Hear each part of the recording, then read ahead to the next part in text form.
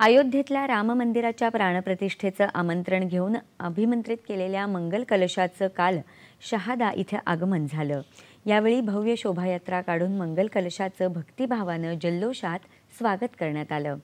महावीर हनुमान मंदिरात आरती करून शहादा शहरातून राम मंदिरापर्यंत ही शोभायात्रा काढण्यात आली।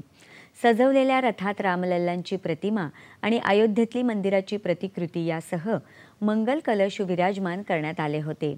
श्री रामकृष्ण धामचे संत रामदासजी महाराज, संत प्रवीणदासजी महाराज, संत शंकरदासजी महाराज आदी संत या मिरवणुकीत उपस्थित होते। रामधूनच्या गजरात निघालेल्या या शोभायात्रेत शहरातले अबालवृद्ध, महिला, पुरुष यांनी उत्स्फूर्तपणे मोठ्या प्रमाणात सहभाग नोंदवला। शहरवासियांनी ठिकठिकाणी मंगल कलशाचं पूजन करून त्याचे दर्शन घेतले।